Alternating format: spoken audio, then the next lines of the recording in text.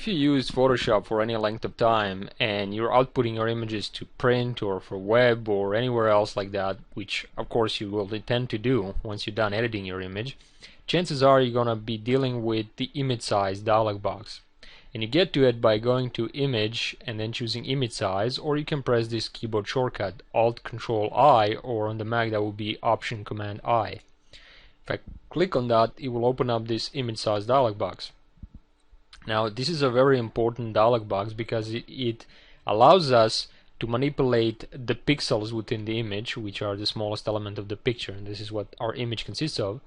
And also it allows us to communicate with the printer if we choose to print directly, or if we're going to send this to somebody who will print for us.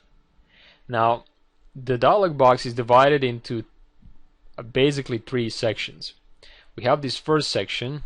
This one deals with how we see our image on screen. This one down here, document size, that section deals with how we communicate with the printer. It has nothing to do what's going on with the image on screen, and everything to do how the image will communicate with the printer. And then we have these three options, these three checkboxes, and a menu up here, down here. So what does all this mean? Well, before I continue explaining all of this, let's talk about pixels for a moment. So we have in this particular image, we have for width this many pixels, for height this many pixels. Let me cancel out of this. I'll grab my zoom tool and I will right click on an image and zoom to 100%. And here's an interesting thing that I wanted to show you. We're now at 100%. Well, let me use my zoom tool and zoom on her cheek up here, down here. I'll hold and it will eventually, those little pixels, those little squares of colored squares would start to be quite big enough for us to actually see them individually. So these are the pixels in an image. And Photoshop, what it really does is, in most of its operations, it rearranges these pixels or manipulates them in one way or the other. So what really, Photoshop is a very complicated and very powerful tool for manipulating these individual dots, these squares that we see here. And I have zoomed to the edge of her cheek. So this would be the background, the black background, and we would have her cheek. And as you can see, in order to get variations in those tones and create a really nice looking image when we look from far away, we're now zoomed at 3200%, so really zoomed in. And the dark background, the black background, that's easy to represent, just a bunch of black squares, nothing more, right? But when we get to skin tones and the edge of the cheek, then we have to use different tones for different squares of different color. Well, that's how our image consists of these little pixels. Now let me zoom to 100%. Here's what I'll do. I'll go to image and image size once again, and this time what I'll do is I'll show you what resampling is all about. The process of resampling within Photoshop is either you throw away some pixels or you add new pixels in order when you manipulate these numbers. So those little squares that we just saw, we're either gonna throw away some of them if I reduce this number, or we're gonna add some new ones if I increase this number. So let's try both of those and see what happens. First of all, this little chain icon here that we see here and here, that basically is to constrain proportions. So if I were to change one value, the other one will change as well. If I deactivate constrain proportions, then I can change one and the other won't change. It will just remain the same. So let's reduce this to 700 for width, and according to that the height will also be scaled. Now what will happen is that Photoshop went from this size to this size, so basically we are reducing the number of pixels in an image. That makes sense, right? We just entered a lower number. How are we going to reduce that? That's based on these algorithms down here. So let me go really quick and explain the basic difference. The nearest neighbor, that's the one that you only might use if you have really hard edge, kind of line art or something like that, because it's a very basic algorithm. What it does is tries to look at the neighboring pixels and then just duplicates it. We have bilinear, which is a little bit better, but it's kind of like a budget version. And then we have bicubic, which is the best option here, and it's more advanced algorithm that tries to kind of predict what's going to happen, by analyzing the neighboring pixels. And we have three flavors. We have the regular one, we have the bicubic smoother, which basically tries to almost like a blurred image, tries to add a little bit of blur. I mean, it doesn't really add blur, but it seems like that. So it kind of softens the image. Sometimes that makes sense if you're gonna really enlarge your image and see it from far away, so you don't get really jagged edges. And the bicubic sharper, that's the one that adds a bit of sharpness. Now, I like to use for reduction a lot of times a bicubic sharper, mainly because I sometimes post on social media sites such as Facebook, and choosing the bicubic sharper, it's going to use the most advanced algorithm here to throw away some of those pixels, so we get most out of the image during this operation. It's going to apply a little bit of sharpening. Now, why is that important to me? Well, for one thing, the bad news is that I can't choose the radius for sharpening. I can't choose any options. So it's just whatever setting whoever wrote the algorithm set up. But the good news is that it kind of works if you're uploading to, say, Facebook. You see, Facebook tends to scale down the image once again on their own website using their own algorithms. And when they do, whatever kind of algorithm they use, it usually softens the image a bit.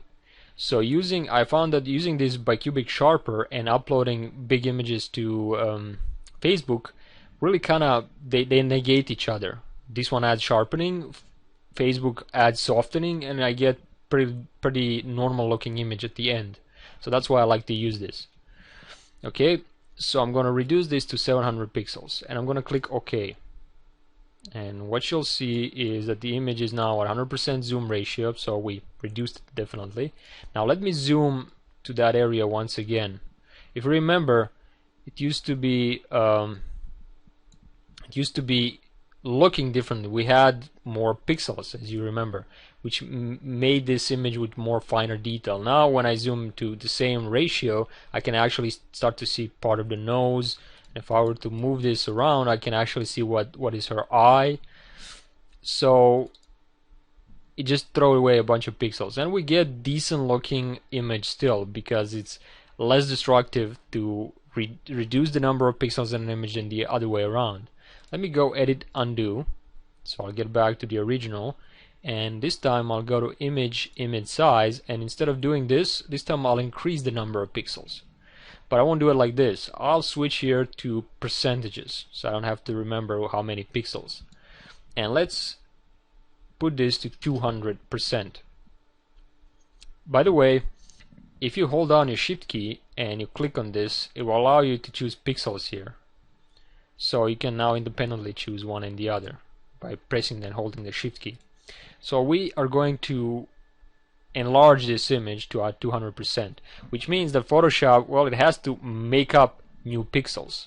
It doesn't have any information within the image. It has to analyze the image and tries to make up new pixels. How it does that, again, we decide by these options. So which one is best? Well, if you believe Photoshop, it will say bicubic smoother, best for enlargement, and sometimes it is, sometimes it isn't. I like to use this one a lot of times, so I'll use that one, and I'll click OK. And this is now, let's zoom on 100%, and let's see. Well, the image still look in decent shape, but it's a lot softer, if you remember. And if I zoom to that edge once again, let's see how it looks now. Well, now you see something different. Now you see that these pixels look very similar to one another, giving us really this almost like a very continuous tone looking image. So what Photoshop has done basically is tried to apply that algorithm we chose, and it tries to add a bunch of new pixels, twice as much. And the result, because we upsampled it to 200%, and as you can see, we get, well, softer looking image. So if I zoom to this ratio, which is about 7%, it doesn't matter all that much. But if I zoom to 100%, I get problems. It's not as sharp as I would like anymore. This image hangs to its pixels pretty well actually, but if I were to go even further, I would really try to, I wouldn't get a good results for this image. So I'll go to edit and undo image size. So what we just saw is called resampling, adding or throwing away pixels. So this part of the dialog box does that, and how are we going to add those pixels, that's decided by this thing here. Constraint proportions, just these little chain icons here, and that's the one it controls. And this thing option here, scale styles, well, if you have an image that has a bunch of layers and you're upsampling or downsampling it, well, essentially what ends up happening is that if you have a bunch of layers and you apply layer styles to those layers, such as drop shadow and things like that, well, let's say for this size image you apply drop shadow of 5 pixels, and then you reduce the number of pixels in the entire image. Well, if this option is checked on, then Photoshop will try to proportionally scale the drop shadow effect and all the other styles. Sometimes it does a good job, sometimes it doesn't. You're going to have to experiment with that. So that's how this thing works. Now, resample image, if you turn that off, none of this works. Only thing we have now to work with is document size. And how that works is what we're going to take a look in a minute. One other thing I wanted to show before I do is what happens when you're trying to resize an image to be displayed on another screen, or to resize an image to be displayed on web, which is the same thing. Well, oftentimes you will hear that you also need resolution here.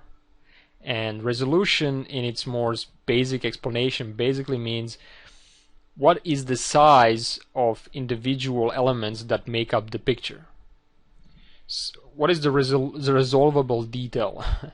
And it is measured here in pixels per inch or pixels per centimeters in this dialog box.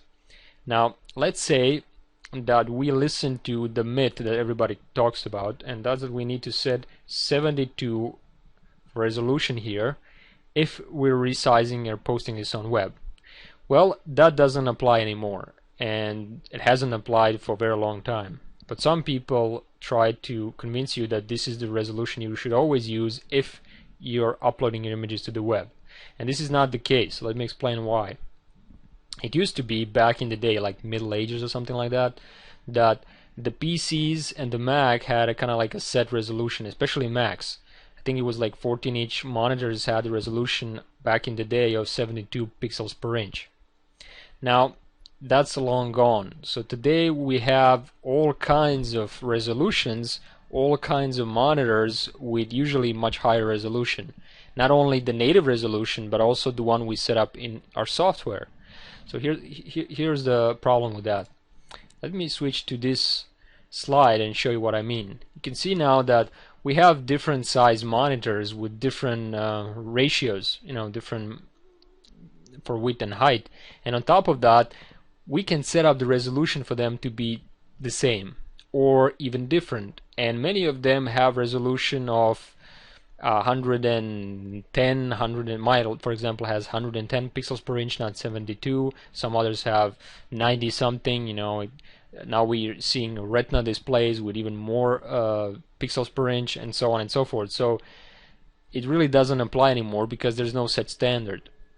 And of course, I can also, in my graphic card for my GeForce here, I can set up the native resolution, but I can also set up any other resolution that I want, despite having the same dimensions of the monitor. And also, my monitor is quite unique as well, because my monitor has native resolution of this, but it's a 22-inch monitor, and this is native resolution for most of 24-inch monitors. So as you can see, it's kind of like an anomaly between monitors. So that doesn't apply as well. So as you can see, this setting that we saw for image size and 72 or 96 or whatever doesn't apply anymore. When you're resizing for web, only thing that applies is this: how many width and height you have in terms of pixels. What's the pixel dimension of an image? Now, on top of what we just saw in terms of image resolution, I mean the resolution of the monitor and then the the size of the monitor, we also have a problem because most of the applications, they also zoom the image. I mean, if you remember, if I zoom this to what? Maximum zoom ratio, look at the size of the pixel now. How can you say that there is a standard when most applications, they tend to zoom different ratios? And not only that, but also use different algorithms. Even Photoshop, if you zoom to, let's say, if I zoom to some uneven percentages, like if I zoom to 25%, I get pretty good rendition of details. If I get to 33, also good. 50, good. This one is good as well, and 100% is good. But if I try to reduce it to something like this, 56.45%, then I'm not rendering all the pixels, and sometimes the image appears softer than it really is. So because of all these situations, and I mean web browsers do the same thing, and none of them really care about the resolution in an image when it comes to displaying it on screen. All they care about is how many pixels wide by how many tall. That's it. In fact, if you want to save for web, one of the dialog boxes you might choose is File Save for Web, and this one will basically prepare your image in every way it needs to in order to be displayed on web. And what's really interesting about this one, and it's a further proof of what I was telling you, is that we have the image size option here, right? We have the width and the height in pixels. We have the algorithm for resampling. We have the percentage, and if we don't want to use pixels but use the scaling with percentages, but there's no mention of resolution whatsoever. So as you can imagine, if this is the ultimate save for web dialog box, the resolution should be here somewhere if it matters, but it doesn't. Now somebody might try to convince you that if you go to image and image size, and if you change this, let's say to 72, well, wait a minute, if I change this resolution, my width and height changes as well. So don't tell me that resolution doesn't matter. I can see it does. Well, that's because this is a particular scenario which we don't use when we're using resolution for web. Why? Well, if I check, let me go back. This was 300, right? So if I uncheck this resample image, now I can change resolution to anything I want and activate it again, and my pixel dimensions and the image on screen, on any other screen, it won't matter. Despite this resolution, it won't change one bit. However, in some applications, when you're exporting or saving for web, you will see a resolution option, but this, and it will say something like 72 a lot of times. Well, that's more of a legacy, myth that's left behind. They have to put in some number, and since it doesn't matter which number it is, they stick with the number 72, but it doesn't reflect reality. So don't worry about it. When you're sending your image on web, only thing that matters is this, pixel dimensions. Okay, now that we know how our image size works for pixels and on-screen viewing, let's take a look how we can now communicate with the printer in case we want to print.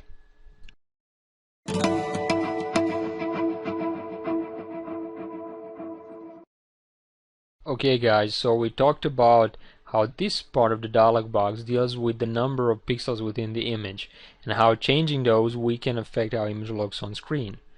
But we also explained how resolution doesn't really matter when we're doing any kind of preparation for image to be viewed on screen, whether it's for web or offline.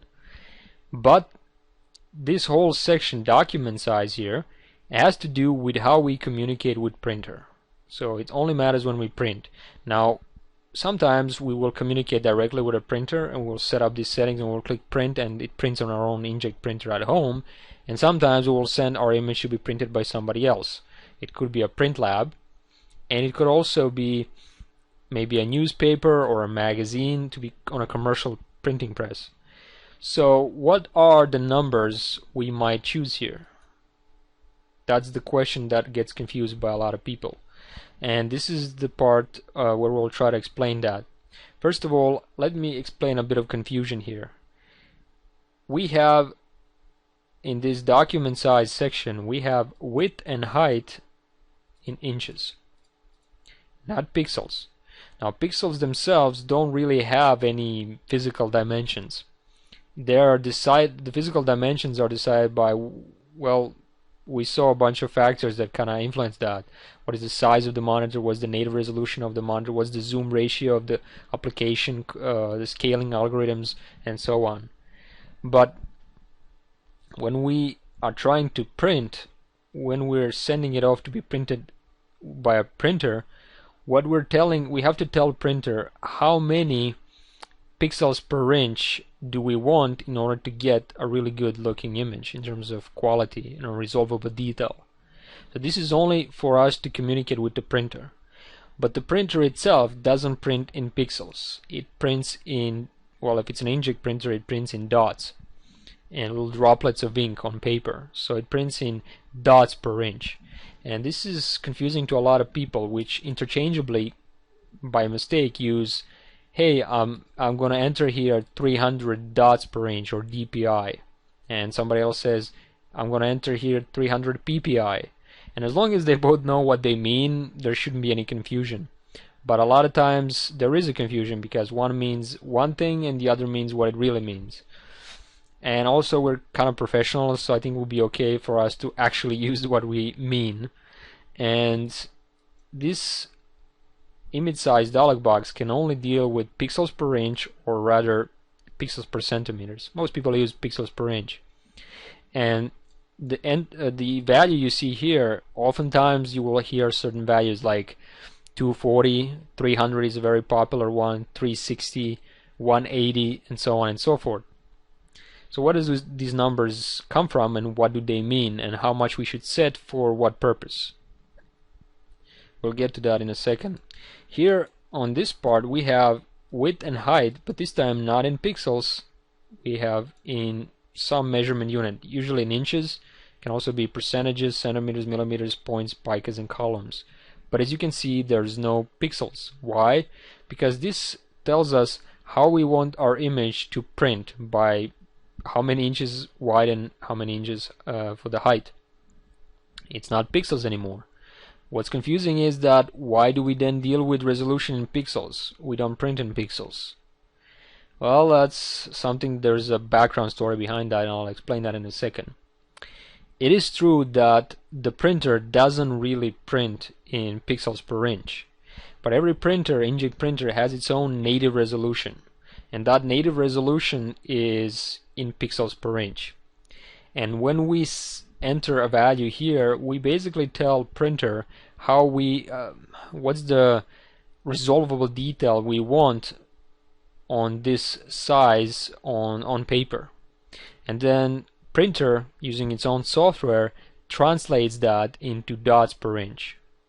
And these settings are not the same. Let me show you what I mean. I have here an illustration of this.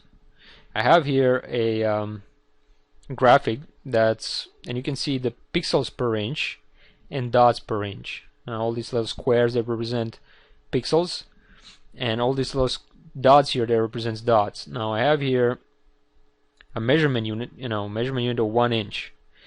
What shouldn't be confused here is that this is not representative of the diameter of this circle. 1 inch, and every time we say dots or pixels per inch, what we really mean is in a line that's 1 inch long, how many either pixels or dots do we have in that one line that's 1 inch long. That's how it's measured. What this graphic will show you is, and what you will notice immediately, is that there's quite a bit of more dots per each pixel. So if this is a pixel, let's grab one pixel here. So if this is a pixel, and you can see that we have quite a few dots per that individual pixel. Why is that? Well, the reason for that is that when you opening up an 8-bit file such as we have here, what you have is per each of these pixels we can have in an 8-bit file potentially 16.7 million colors. And this is a story about bit depth. There's a whole section about that. But just trust me, we can have potentially 16.7 million colors. We reproduce that by using light, and computer emits its own light for RGB values, red, green, and blue, and I'll talk about all of this more in detail later. trust me, it can reproduce 16.7 million colors. But the printer, it uses inks on paper, and it's limiting in the number of colors it can reproduce. And the most basic would be 4 inks: cyan, magenta, yellow, and black, CMYK. But Epson 3880, the one we're going to be using for demonstration here, has 9 ink cartridges. But even that is not enough to reproduce this kind of potentially rich colors within an image. So for a printer to honor how we saw image on screen and reproduce all those colors on paper, it has to use more than one dot per each pixel. It has to use many dots per each pixel. And sometimes, depending on the settings you set, they can be in various sizes, they can overlap each other, and so on and so forth. And it's using 9 cartridges, and it's using all of that in order to reproduce a rich looking photograph in terms of color and tone and all that. So that's why we have more dots per each inch. And in fact, let me show you another graphic here, and we'll focus on this section down here. So this is for the printer we're going to be using to demonstrate this, Epson 3880. But it differs for Canon and different models of Epson, and then there are HP and other printers who have different settings. But typically you're either going to be using Epson with typically these settings, or you're going to be using Canon maybe with these settings. So this is only part of the whole equation in terms of how much resolution you should use and what for. So if you're really into this, you're going to have to dig deeper and find tutorials specifically on this topic that go much deeper. What I'm going to try to do with this tutorial here is try to get you to understand what all these numbers mean, and then it's a matter of math later on. So let's zoom to 100% so we can get a better look. Okay, so our printer has maximum printer resolution, which is measured in those little dots or droplets per inch, and we also have native printer resolution, which is measured in pixels per inch, just like what we have in the image size dialog box. Now for Epson, most Epsons would have that maximum resolution. In this case it will be 2880 by 1440 dots per inch, and then the native resolution of that printer would be 720 ppi. It can also be 360 ppi if you choose different settings, different quality settings. And the Canon, well, it would have this maximum resolution for dots per inch and 600 for the native resolution of the printer. Now why does this matter? Well, it matters when we try to calculate what resolution we need to use to reproduce a good quality image. We will get back to this in a second. Let me go back to our own continuous tone image, and let me go to image size once again. In the image size dialog box, you can see that I can set the width and height in inches, how much I would like this image to be printed on a piece of paper. We also have resolution, but resolution is in pixels per inch. Remember, printer prints in dots per inch, but it also has its own native resolution, which is the way we communicate with the printer. So let's say I want to print this image on 11 by 14 inches, which is a standard kind of ratio. And when I enter 11 for width, my height isn't 14, it's 13 point something. And this is because the aspect ratio of this image, when it was captured or when I cropped it later in post-production, I can't remember anymore, was different than how I want it printed in terms of ratio. But that's fine. Now let's say that I want to, for width, 11 inches and whatever I can get for height without squishing the image. And let's say I want to print this at 300 pixels per inch. That's the resolution I want to set here. I'm going to click OK. And what happened is that we reduced the image. Why is that? Well, let me go back. I'll go image and image size. And what you'll see is that if I don't touch resolution but I change the width and height of the document size, the pixels change. So we are resampling the image. In this case, we had more than enough pixels to do this, so we went from 48 to 37, and we just saw that's a pretty good deal, right? When we're reducing the number of pixels, typically it's less destructive than going up. So if we don't want to change this, how many pixels we have in an image, then I'll go to reset and I will turn off resample image. So this time I'm only affecting the width and height on the paper and the resolution. But this time the interesting thing happens. When I switch this to 11 inches, now resolution changes. And resolution changes to something. Now, why is this important?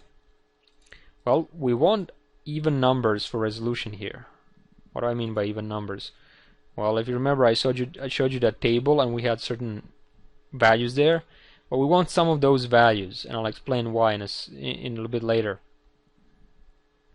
But what happens is that when I'm reducing or adding some of these options in this dialog box, one affects the other, so something has to compromise. If I'm changing the width and the height in inches how I want this document to print, I'm gonna either add or lose resolution. If I have resample on, then I can change these settings and it won't affect the resolution, but it will affect the pixels. If I change the pixels, I will also change the width and height of this. If I change the resolution here, then the width and the height upstairs changes. So anytime you change one of these settings, something else changes as well. You have to compromise. Question is, what to compromise when? Let's cancel out of this. Let me go to our graphic. Let me show you, if I go to image and image size here again, actually let me first explain what this means. This number here represents the maximum resolution at which printer can print in terms of dots per inch, and we have for width and height maximum resolution. This is the lowest of the two. So for Epson that's 1440 dots per inch, and for Canon that's 2400. And these options here, these options down here, well, they represent starting with the native resolution of the printer, and then they go down in anything that's dividable by the native resolution of the printer. And when we divide that by using certain formula, we get kind of like a standard set of numbers. And all of these numbers, if you divide, let's say 720, let me take my calculator here. If you divide the native resolution of 720 by 480, you get 1.5, but it's not like 1.533, right? So what we're looking for is these kind of dividable numbers. It can be 1.5, 1, 0, 2, 3, 3.5, things like that. And these are kind of like the common resolutions that you might see out there for Epson, with the maximum resolution in DPI for lower value here, and the same thing we have for Canon. Now, as you can imagine, if you take a look at this table, you'll see that they go from 180 for Epson, 150 for Canon, and they go all the way. Well, Canon has 600 here as the upper value, which is the native resolution, by the way, and Epson has 720, which is also native resolution. So what does all this mean? Well, it means that if we go lower than this, chances are that we won't get a good quality print. If we go more than this, a lot of times we would get a print that it is either above the native resolution of the printer, which is sometimes not very productive, and two, we get values that are so high in terms of how many dots per inch are going to be used to print that document, that our eyes cannot resolve that much detail, and we're just wasting ink and paper and all of that. So there's a lower and upper limit. In most cases, for photographic work, for photographic print, we would go for Epson starting from 180 to 720, for Canon going from 150 to 600. Different models and so on, but for these models in particular, and most other Epson and Canon models. Now, as you can see, there are no values here that are like 180.33. There's no like 360.78 and things like that. And if you're wondering why that is, let me explain.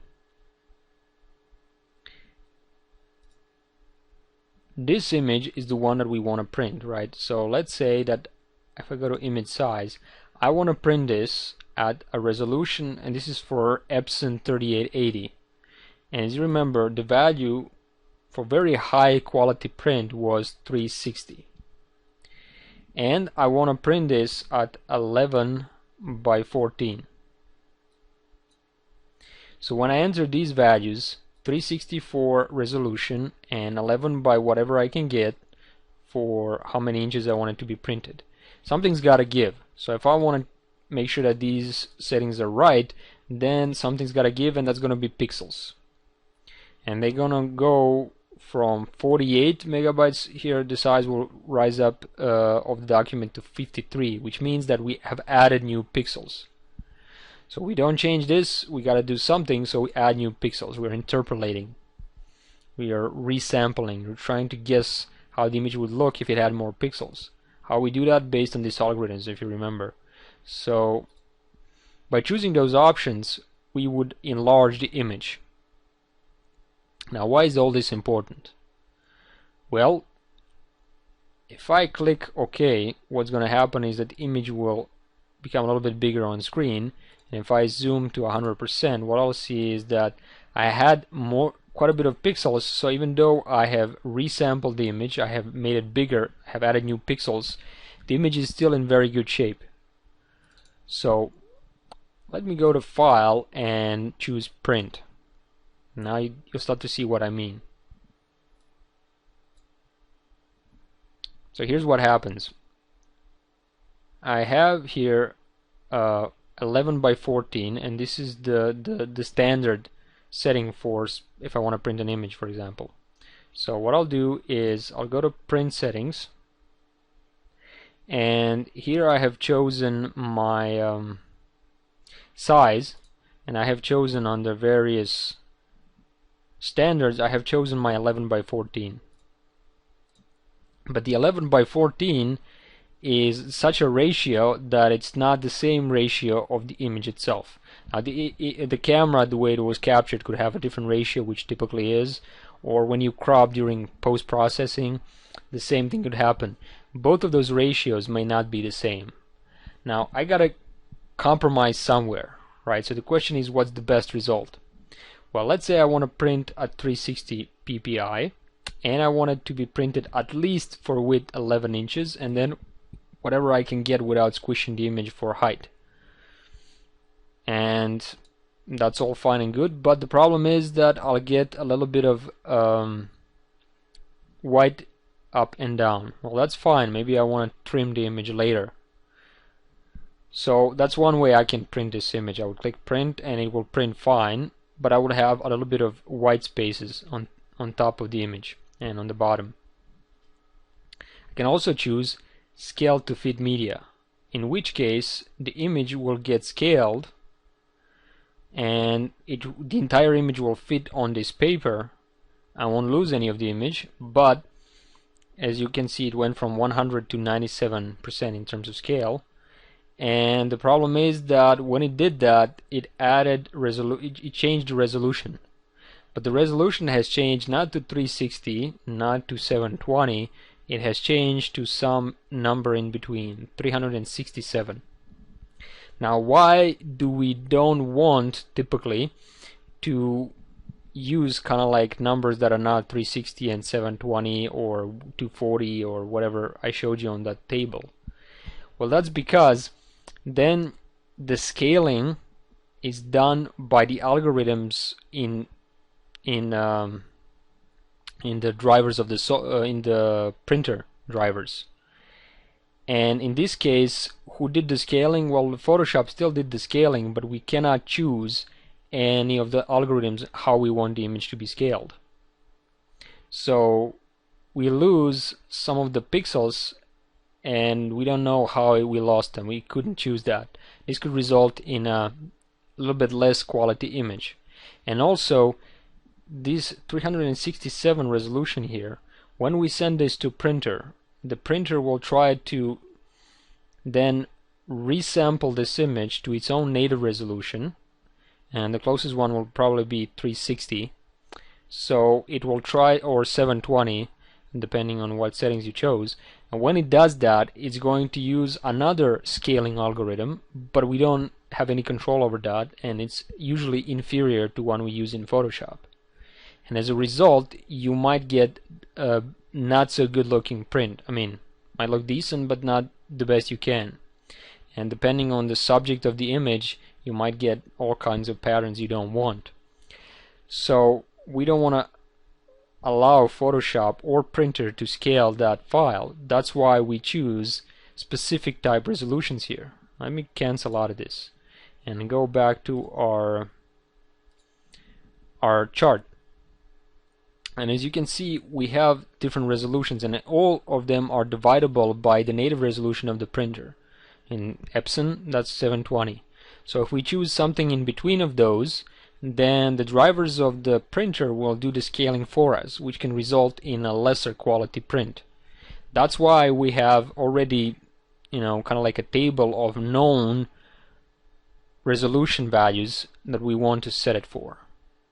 And for Canon, that will be this bunch of numbers here. So that's why these numbers are so important, these even numbers. These round numbers. However, if you're wondering, well, which one of those do I want to choose? Let's go back to our image.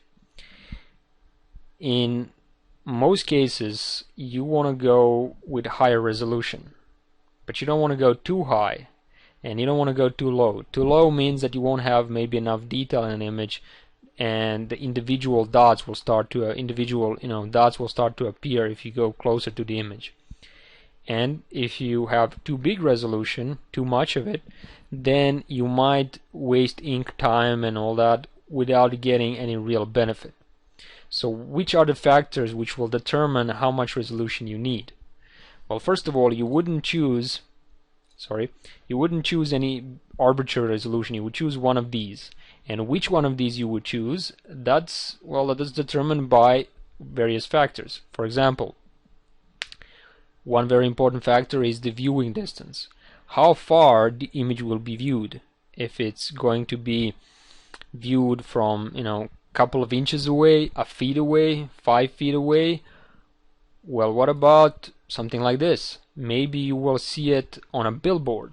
If you're going to see it on a billboard, you can even go as low here as 50 ppi or 80 or 70 or 72 or some very low number. Why?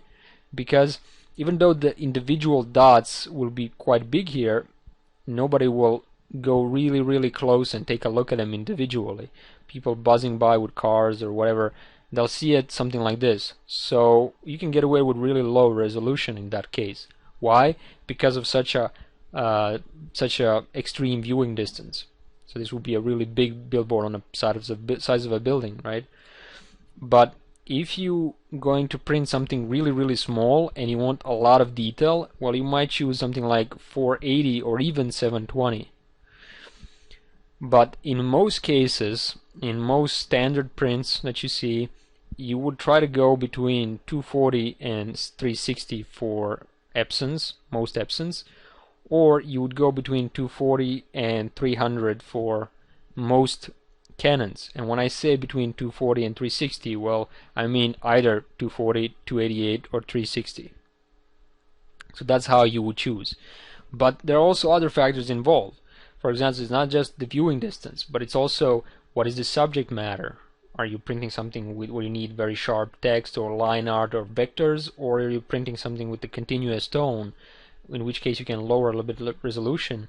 And what are you printing? Some forest with, you know, far away, or something out of focus, something in focus, somebody's face, somebody's eyelids, you know, I mean somebody's eye really zoomed in, or something, you know. What exactly are you printing?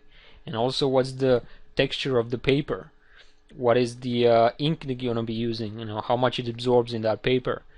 And all those kind of things will determine what of these resolutions you want. But if you really want to, you know, really deep formulas, then you wouldn't just decide, okay, this is the maximum resolution of the printer, this is the native resolution of the printer, and then based on that you would decide one of these, right? You will also include what is the dynamic range, the tonal range of the image you need, what's the paper, viewing distance, and many other factors.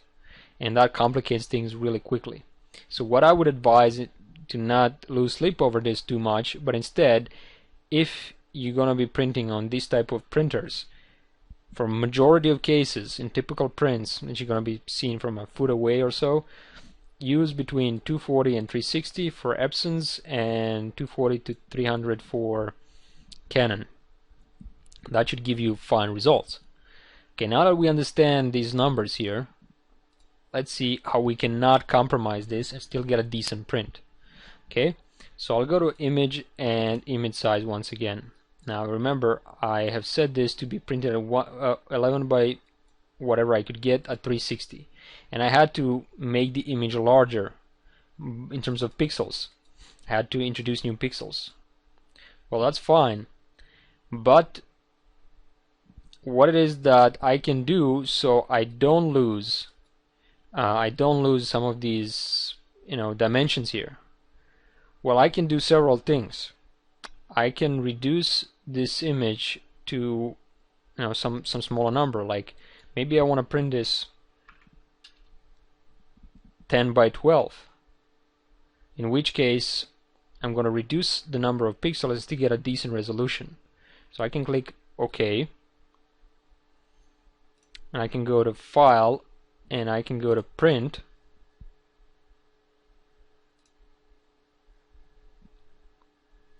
and when I choose print, what I'm going to get is, well, I'm going to get a smaller image on paper, but the entire image will fit on screen, and I still get to keep my 360 for resolution.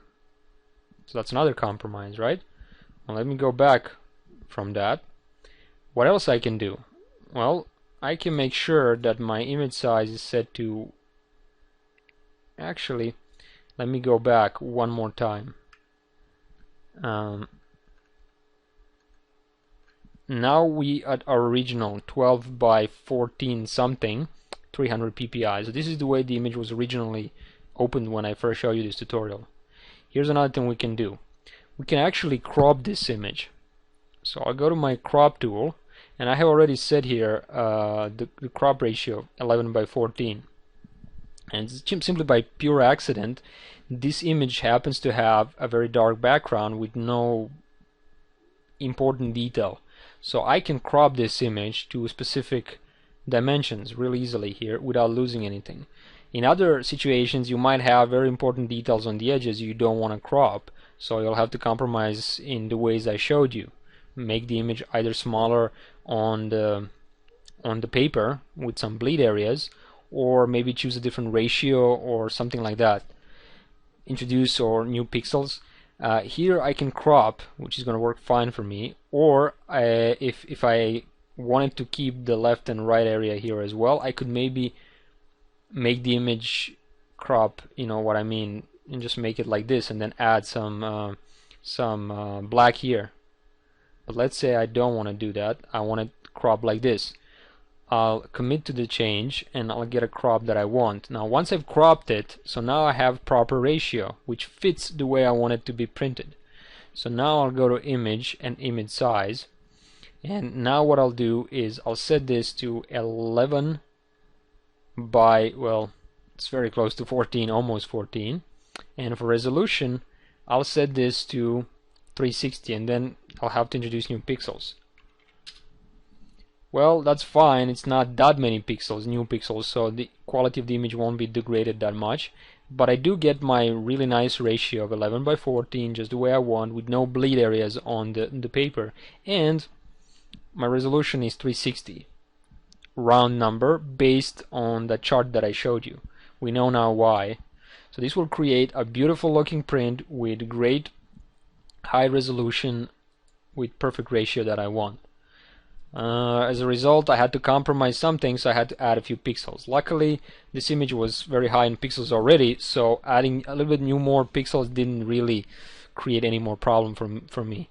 And how I'm going to introduce new pixels, I can choose here, and I wanted this option by cubic. And I'll click OK. Now once I'm done with this, now I know that there will be no scaling or anything like that. So at this point I could apply sharpening. I could apply sharpening for the print if I wanted to. And whatever number I would want to enter here, depending on what I want to print on what paper, what viewing distance and all that stuff. But I would sharpen my image, and then I would go to File and choose Print. When I choose Print, what I'll see is I'm not scaling it, so no scaling has been done beyond my control. I am in perfect ratio, almost perfect, 11 by pretty much 14, and I have my resolution 360, and I'm printing this on a paper which is 11 by 14, just the way I want, and there's no white areas on the paper. So everything is perfect right now, right? So at this stage I would click Print, and I would get a really good print. So that's how you would prepare or create your work with resolution and all that settings to get a very good print. Now what else we could do here is go to Image and Image Size. We could change this to 240 if we wanted to, in which case we would just throw away some pixels. We wouldn't need them, but why bother in this case? Unless we want to view it from a very far away, 360 would work fine. However, let's say I don't want to print this at 11 by 14. Maybe I want some other number. So maybe I want, I don't know, maybe I want like 20 inches for width. In which case I would have to add a lot of pixels if I want to print at this high resolution. But because it's going to be such a large print, then I'm going to have a viewing distance probably not from a feet away, maybe 4 or 5 feet away or more than that. So I can reduce this, but what setting should I set? Well, I can go either 240, 200, 180. I think 240 is decent, but then again I'm gonna have to introduce new pixels. Now hopefully that won't be too much, but maybe I can reduce this to 200, in which case I'm gonna add very few pixels and still get a very decent print actually, because it's gonna be viewed as such a large print from such a far away. I can go below 240 and still get a very decent print. Now let me cancel out of this and let's go back to our chart. But this is for Epson. If I were to print on Canon, then 200 would be nice setting here, right? But this is for Epson, so the lower number than that will be 180. I guess I could set that and still try to get away with it, or I could try to compromise in between 360 and 240 at 288. So let's try 288. I'll go to Image, Image Size, and I want to print this at 20 inches, and then I'll set this to 288. It's still too much pixels to add, which will make my image very soft. So I guess the only other alternative is to 180, in which case I'm gonna even throw away some pixels, which is great. And if I were to do that, well, as long as people view it from far away, I could even go as low as 180 and I could probably still get away with it because it's such a large print. And that's how you would decide how much resolution you would need. There are still new factors I haven't dig deeper into like what's the resolvable resolution of the human eye, and then the different viewers, somebody sees really good, somebody sees a little bit less good, what's the subject of the image, and all those things you can really calculate how much resolution you would need. And on top of that, one is theory, other is practice, so chances are you're going to have to practice with this. But what I'm trying to point out is that using this, what I just showed you, in variety of cases you will get a very decent print. Now let's go to our chart once again, and let's talk about what happens when you're not printing yourself. What happens when you're trying to prepare an image, as many retouchers do, to be printed newspaper, magazine, or brochure. Most of the time will be magazine. Well, let me show you how that works. And you often have heard about the resolution of 300 ppi, right? So you can see it here, and you can see it here. That's where it came from. So let's see how this works. Now let's say that instead of me going that other image and you losing the sight of this chart, I'll try to resize this image just to kind of make a point. I'll go to image and image size once again. Now, if you're trying to print for this type of commercial press, then you're going to be dealing with something called halftones. Now, what that is and how that works, you can Google for it and you'll find more than you ever wanted to know. But to make things simple, the halftone printing is measured in lines per inch. And the idea is that, just like before, the more of these dots, or we call them halftones, you have in lines per inch, and how that's measured, you can, I said, Google for it. Basically, the more you have, the better resolution you have, the more lines per inch you have, the better quality print you'll get.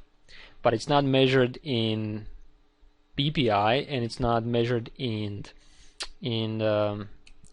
dots per inch. It's measured in something called lines per inch. So how do we deal with this? Well, if you don't want to do the math, which I don't, then you can use Photoshop to tell it to do the math for you. And that's why we have this auto button here. If you ever wonder what that does, or maybe you haven't even noticed it. And if you click on the auto button, what you'll get is this auto resolution option. You'll see some options here, and what you'll see is lines per inch. Now, newspapers typically print, I think, at 100 lines per inch or less than that sometimes, and the standard magazines are usually printed at 150 lines per inch, and good quality brochure maybe 200 lines per inch. So if you know these numbers, and if you're sending it to be printed in a magazine, which most of the cases you will, then you can take it for granted that it's 150 lines per inch.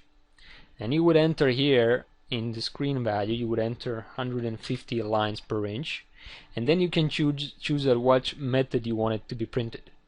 And you want the PPI, the prints per inch, to be printed at 1.5 times more or 2 times more. And Photoshop calls this good, that's this option, or best, that's this option. Well, typically we want best. So I'll set this. I know that I'll print this image to, let's say, to a magazine, and I know that magazine prints at 150 lines per inch, and I want this to be at best quality. When I click OK, Photoshop will do the automatic resolution calculation for me, and this number here should change. Actually, let me cancel out of this. We don't want this in centimeters, so we don't get confused. We want this in inches. So I'll click on auto once again, and I'll enter here 150 for lines per inch and best. This should now change to 300. Why? Because 150 lines per inch, we said we need 2 times the resolution in pixels per inch to get a really good quality magazine print. That's 300, right? 150 times 2, 300.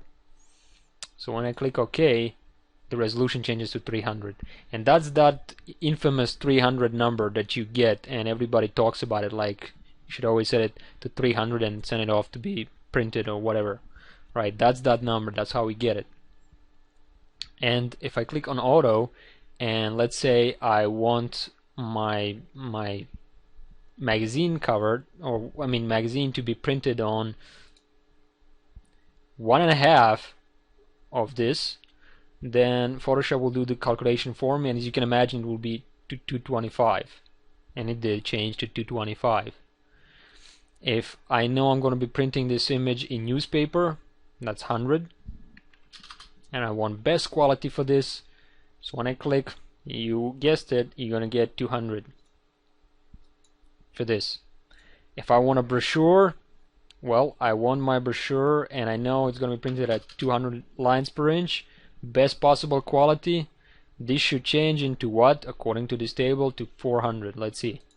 Boom, it changed to 400, right? But most of the times you're going to be printing magazines at 150 lines per inch, so that's where this famous 300 number came from. So when you're, let's say, preparing this image to not print at home and you're not sending it, you're sending it off to be printed in a magazine, then you would go to image size, and you would set this to 300. However, there is but in this whole story. Chances are that this image, if you indeed are sending it to be printed in a magazine, there's somebody in the workflow besides you. So when you're preparing an image here, you're not the last person that says print. You don't click the print button. You don't get that privilege. So your image, when it's sent off, it will be first used by the designer, and then by the printing press operator or whoever is in charge of that.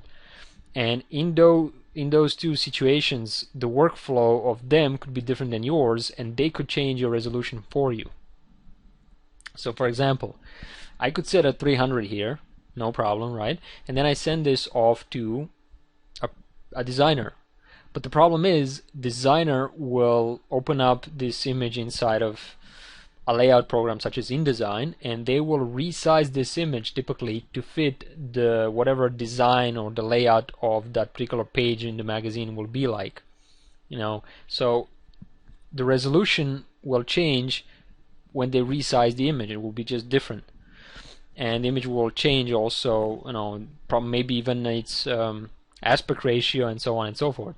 And on top of that, they will also, when they export the InDesign document as PDF, they have to set the resolution there as well, and it could also differ.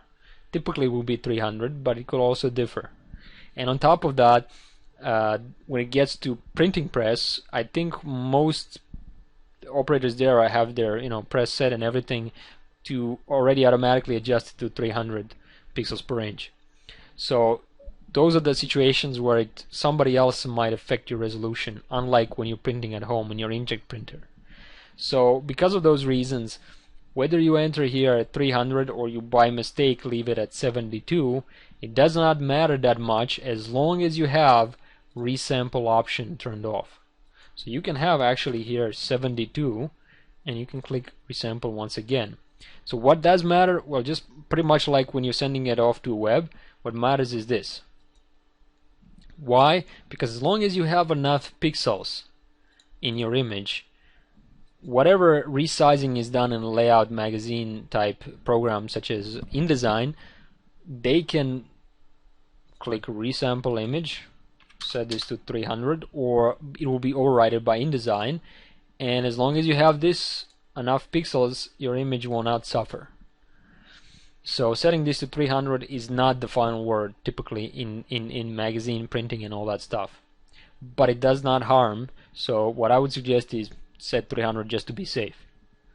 However, if you're printing this on your own print, on inkjet printer, then you know what values we explained that what you need to set here. And there's also an option where you might send your images to be printed by a printing lab, a local printing lab or something like that, in which case, well, there's so many variations on the theme. So what I would suggest is that you get in touch with somebody in the lab and ask them what resolution do they require you to send your files to. And you might get different answers, some wacky type resolutions depending on their printer. They might say it doesn't matter as long as you have enough pixels, they will rescale it for you, and things like that. So if you're sending it off to a print lab, best case, just call them up and try to figure out what they recommend and what they use. And if you're printing at home, use some of these things that I mentioned in the chart. you also need to calculate the viewing distance and other factors. And if you're sending it off to be printed in a magazine or something, then typically 300 will work just fine. But like I said, because of the workflow, issues, somebody might change that. So number one concern should be the number of pixels inside your image. And if you're sending it to the web, pixels are the only, they have the final word. As long as you have enough pixels, everything is fine. So the resolution doesn't matter. And the last thing I wanted to point out is that some people tend to print and like printing from Lightroom. So let's open up Lightroom real quick. And what you'll see is that I have already set up this to be printed on 11 by 14. It has scaled it for me. It's because I didn't crop it properly. Theoretically I could go to maybe develop module, right, and take my crop tool and maybe set this to ratio. Let's 11 by 14, and let's crop this image just like we did inside of Photoshop. And let's go to print, and now it will fit better, but this down here won't work for me because well, I have set this somewhere in the layout, I believe. I could change this, but I don't want to change this because we are still talking and I don't want to waste your time. But you can set this up just like you would inside of Photoshop and set the layout to be perfectly aligned with whatever print document you want to print. But here's what I wanted to show really. If I go to print job, what I can do here is set my print resolution just like I could in Photoshop, and you can see the numbers here. So we said that we want to print this at 360. That's fine. I can set these numbers and anything else. But if I change this to, let's say, 600, it will give me a warning. If I click on this, it will say you have chosen a high resolution for printing, which could cause memory issues or failure to print on some systems. Well, you can ignore this if you know that you want to print at this resolution or 720 or whatever. But typically you want, we said 240 or 360. So let's set this to 360. And what's also cool, what a lot of people like to use Lightroom for, is I believe that you can set print sharpening, and you can set this low, standard, and high, and you can also set what media type you want, matte or glossy paper. And I believe Lightroom does the automatic, it figures out, okay, this is the size of the image and all that, this is the resolution, how much for this particular paper, how much sharpening should I apply. So I think it does that automatically. That's why a lot of people like it, and also it's quite convenient to use it because you all have your images already organized inside of Lightroom, so you might use Lightroom to print like that. But if you are a Photoshop user, then you would use the print dialog box here. And also where else you might see resolution being mentioned is if you're working with RAW files and you import a RAW file into Photoshop. The RAW file itself doesn't have a set resolution. It has pixel dimensions, but it will allow you to import from, let's say, Camera Raw to Photoshop, and it will ask you what resolution do you want to bring into Photoshop. By default, I think it's set to 240 ppi, or pixels per inch.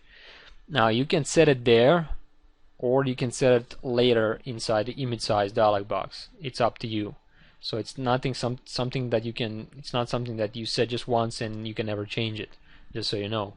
And the last thing before I finish this video is that if you're done with your image and let's say you're not printing it directly from Lightroom but you're exporting it, I'll go to File and Export, and here I can set different settings.